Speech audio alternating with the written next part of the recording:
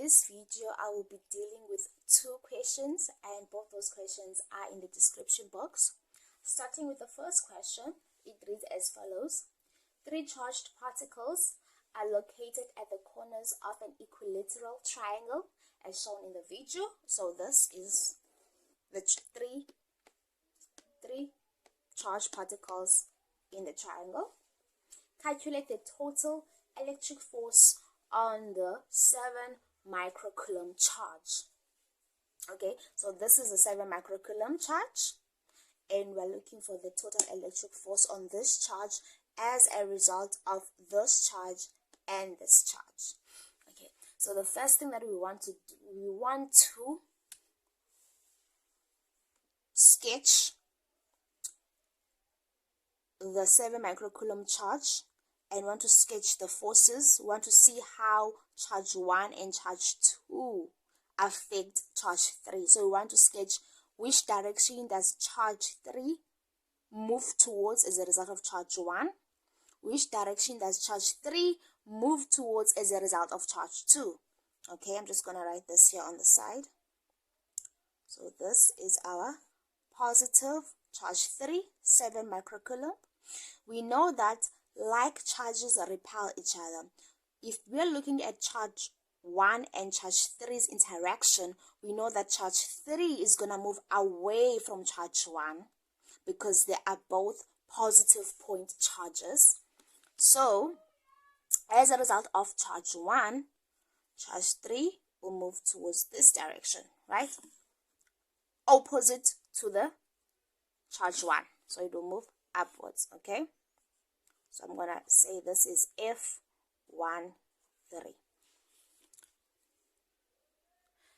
Now, as a result of charge 2, if you're looking at the interaction between charge 2 and charge 3, we know that unlike charges attract each other.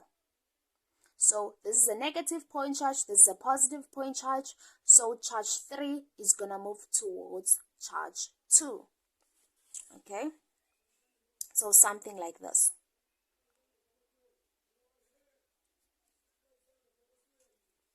Okay. And here we have our 60-degree angle. Okay. So this here will be our F23. Or what else? Now, what we want to do, we want to calculate both these forces have a vertical and a horizontal component, and we're going to take those vertical and horizontal components into account when we are calculating our final force acting on charge 3. But first, we have to calculate what is this force and what is this force. Okay, so starting with our F13, which is the force that acts on charge 3 as a result of charge 1. F13 and 3 is equal to K to 1 to 3 divided by R squared. Since this is an equilateral triangle, the sides are all equal to 0,5. This is 9 times 10 to the power of 9. And then charge 1 is 2 microcoulombs times charge 3, which is 7 microcoulombs,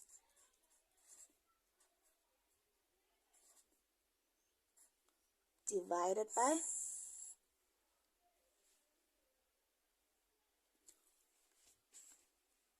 R square. Our R square is 0,5 meters. 5 meters. So our answer is equal to,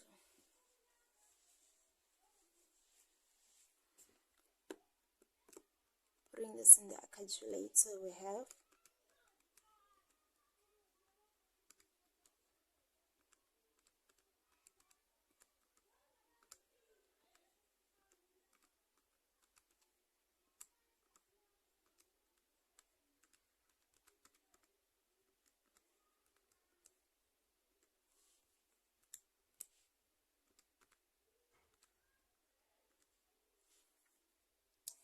0,504 newtons. Okay, so this force F13 is as a result of charge 1 on charge 3. Now we want to calculate F23,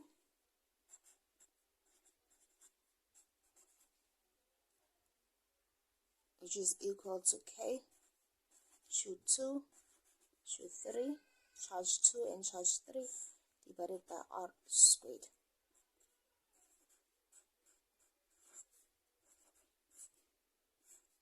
And the value of charge 2 is equal to minus 4 microcoulombs, but since you are only putting the absolute value, you can just put this as 4 microcoulombs times charge 3.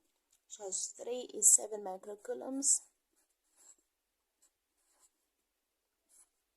divided by 0,5 square.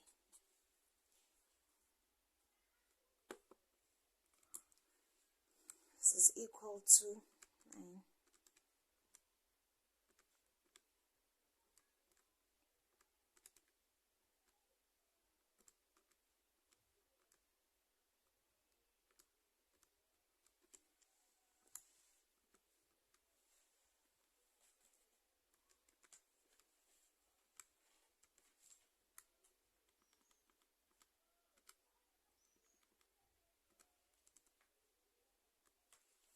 This is equal to 1,08 newtons.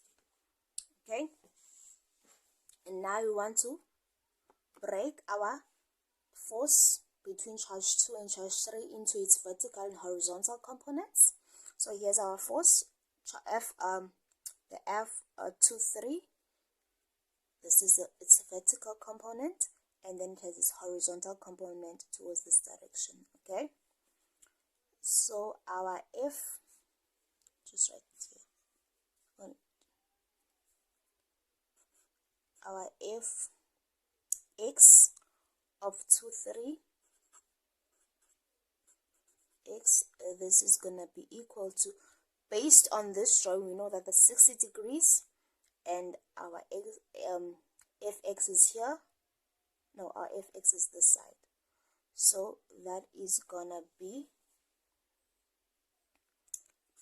F23, right, which is gonna be this, times cos 60 degrees. Okay, I hope that's clear. So we are busy with this part of the triangle, of this part of the sketch. Here we have our F, this here, this down here is our Fx, right? And then this here is our Fy, and then there's our angle. This angle, in order to find the Fx, we have to use cos theta. And then to find our Fy, we're going to use sine theta. Okay? So this, and then our F23y is equal to F23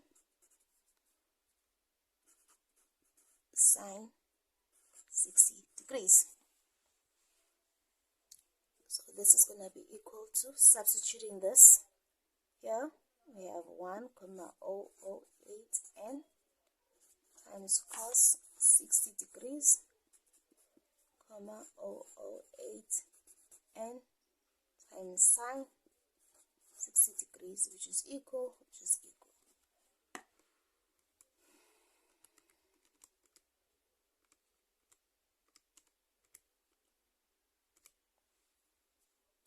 0,504 newtons, and then here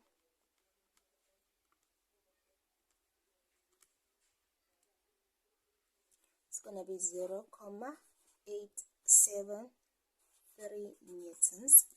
And then we're going to do the same thing for our F13 force. We're going to break it into its horizontal and vertical components. Okay, so here's our F13. This is its horizontal force, and that is its vertical force. Okay, F13 Vertical, let's start with the vertical. Vertically, so we're going to have F13 times sine 60 degrees, which is equal to 0,504 times sine 60 degrees, which is equal to, and then our F13x is equal to F13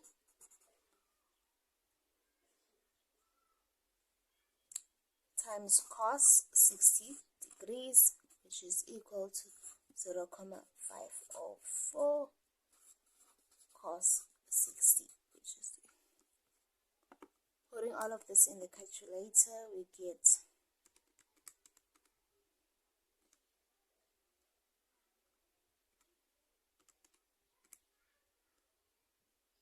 for this we get 0,436 newtons, and then for the second one you get 0,252 newtons. Okay, and now for the final force acting on charge 3, we're gonna have to combine the vertical forces of F1 on 3 and F2 on 3, as well as the horizontal forces of F1 on 3 and F2 on 3. Okay, so our F net is gonna be equal to, F net on charge 3 is equal to F, when it comes to the X component, in the X component we have to add both, because as we can see that F1 on 3 is going towards the right, as well as F2 on 3, both the horizontal components are moving towards the right. So we're gonna have to add F23x plus F13x, right? And then that will give us our forces in the horizontal component. When it comes to the vertical component, we're gonna have to take our F13, subtract F23, as we can see that F13 is positive and F23 is negative.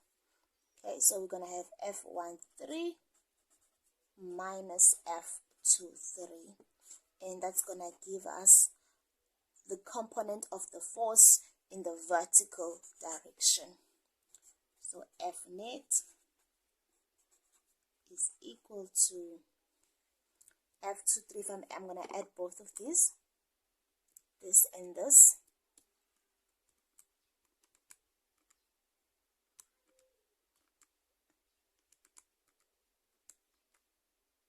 So I'm adding both these forces, F2x and F13x together, and they give me 0,756. So it's in the horizontal direction. And then when it comes to this, I'm gonna take this force of F1 on 3 and I'm gonna minus this. So it's this force minus this force.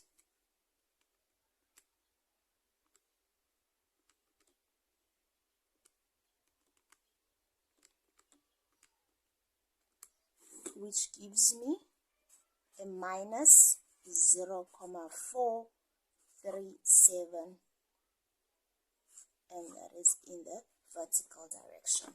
So basically our F net, the final force acting on charge 3, is equal to 0,756 in the horizontal direction minus 0,437 in the vertical direction.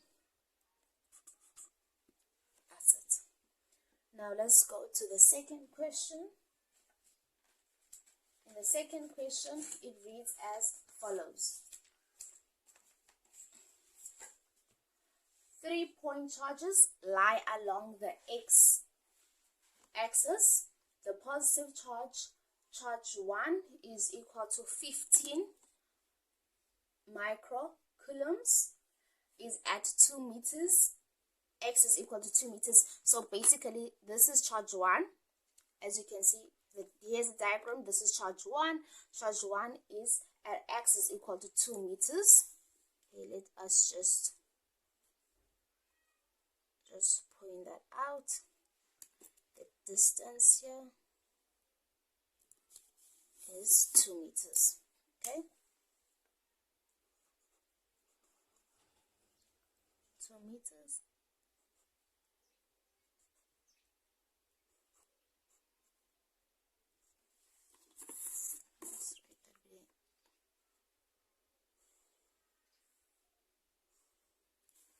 Okay, and then what else?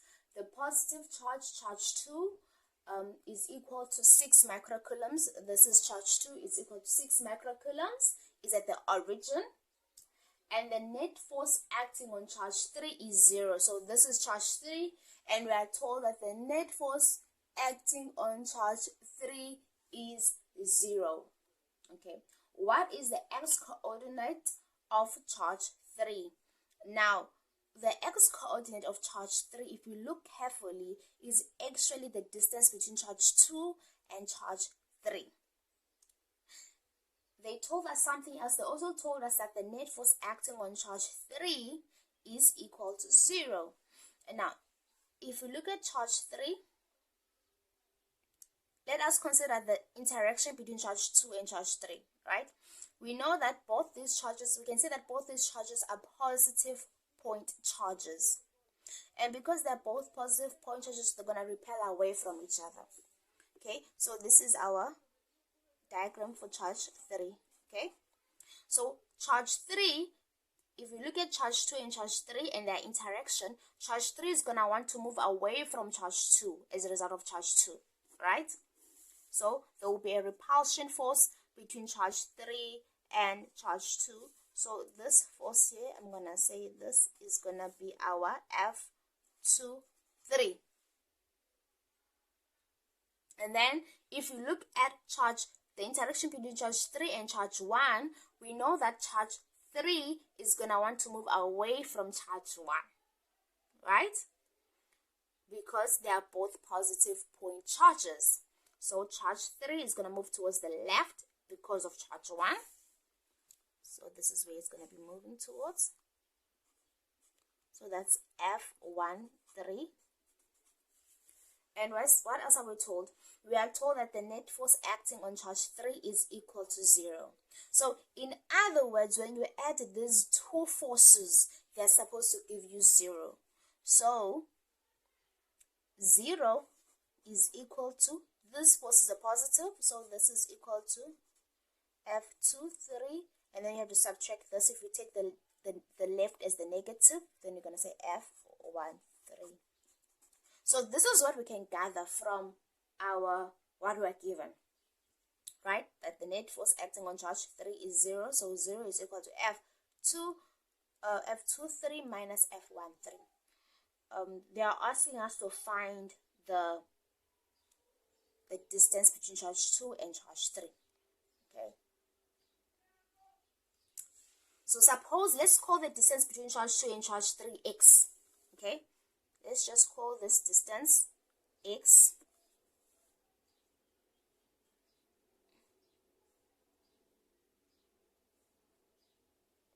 Right, if we call this distance x, so x is the x component of charge 3. X is also equal to the distance between charge 2 and charge 3.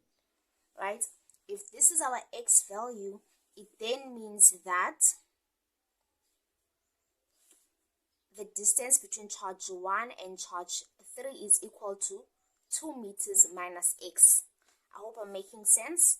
So if we name this distance between here to here as x, and we know that the distance from the origin to charge 1 is 2 meters, then the distance here should be 2 meters minus x. Right? So this distance here is 2 minus x.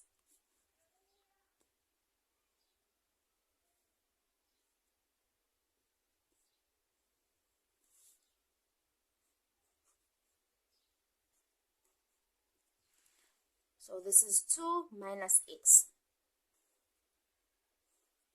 The distance between charge 3 and charge 2. Alright. And then you can then calculate the force of charge 1 on charge 3 as follows.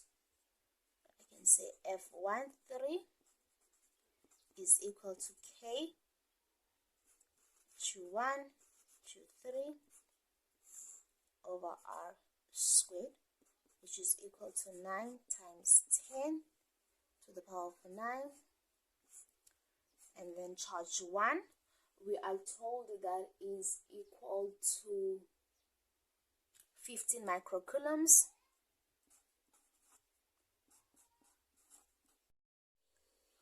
Sorry about that, the video cut while I was busy writing.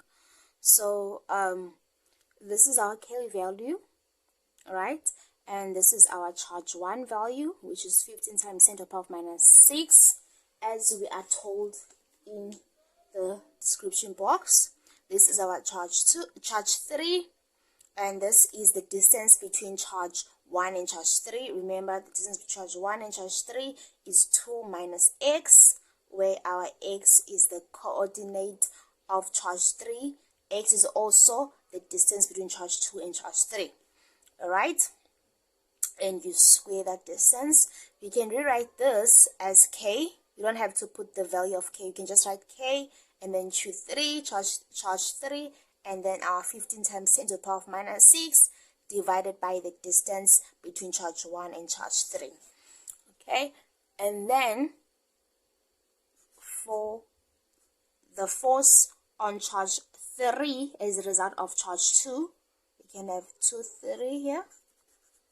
This is going to be equal to K charge 2 times charge 3 divided by R squared. Okay? I'm just going to leave K as is. I'm not going to substitute the value. And then our charge 2, we are told that charge 2 is equal to 6 microcoulombs. So that's 6 times 10 to the power of minus 6. And our charge 3, we're not giving the value of charge 3. So we're just going to leave it as is. The distance between charge 2 and charge 3 is x. We've named it x. This is what we're looking for. We're going to write x squared. Right? So now we have F13 and we also have F23. We know based on this that these two forces added together equal to 0. So we know that 0 is equal to F23, which is this, is equal to F23, which is this. I'm just going to write here, F6 times 10 of minus 6 to 3 divided by x squared minus F13, which is this, okay, 3, 15 times 10 to the power of minus 6 divided by 2 minus x squared. Okay, and then from this I'll try to simplify this, take this side to that side. So this is going to be K 3 15 times 10 to the power of minus 6 divided by 2 minus x squared is equal to this side, which is K 3 6 times 10 to the power of minus 6 divided by x squared. We can already see that the K, the Coulombs constant, is going to cancel out, as well as charge 3. So this and this, if you divide both these sides by Coulombs constant and charge 3, this is what you're left with. Okay, I'm going to continue here. Okay, what else? Oh, as well, if I divide both sides by 10 to the power of minus 6, these 10 to the power of minus 6 will cancel out. Okay, so okay, let me just write it down. So it's 15 times 10 to the power of minus 6 divided by, if I multiply this out, I'm going to have 4 minus 4x plus 4. 4x squared, no, plus x squared, plus x squared. So it's going to be 4 minus 4x plus x squared. After multiplying this out, this is going to be equal to 6 times 10 of minus 6 divided by x squared. This 10 to the power of minus 6 and this will cancel out if you divide both parts by 10 to the power of minus 6. This is what we're going to have. We're going to have 15 divided by 4 minus 4x plus x squared is equal to 6 divided by x squared. And I believe from here it will be easy to solve x, which is the value of the component of the horizontal component of 2, 3, and which is also the distance between charge 2 and charge 3. You can then write 15x squared is equal to, I'm just rewriting this, is equal to 6, 4 minus 4x plus x squared, which is equal to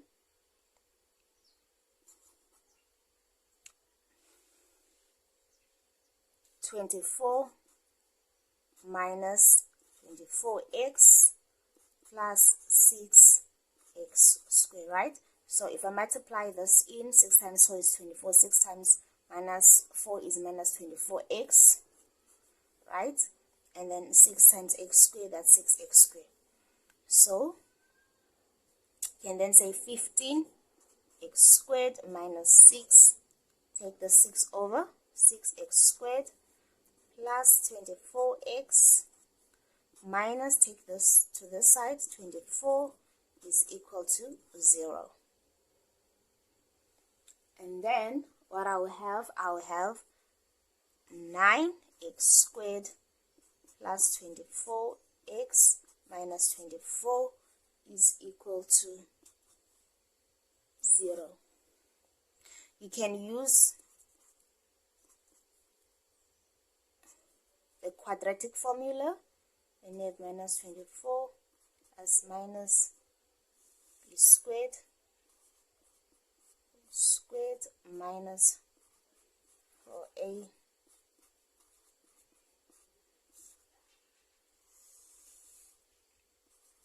times 9. So we have two values of x. The first value of x that we're gonna get is gonna be x is equal to 0.775, provided that you take the positive. If you say minus 24 plus your square root and this inside the square root, you're gonna have x is equal to 0.775. If you take the negative part of the quadratic formula, so if you have the negative sign and another positive, you're gonna have a value which is equal to minus 3.44, right? Now, based on the diagram, we are in the positive x-axis. This is wrong, hence this is the only answer. And if you think about it, the charge 3 is between charge 2 and charge 1. Charge 1 is at a distance of 2 meters and charge 2 is at the origin. So the charge 3, it should be between 0 and 2. So, and this value here is between 0 and 2, whereas this value is out of 0 and 2. So this is our x coordinate for charge 3.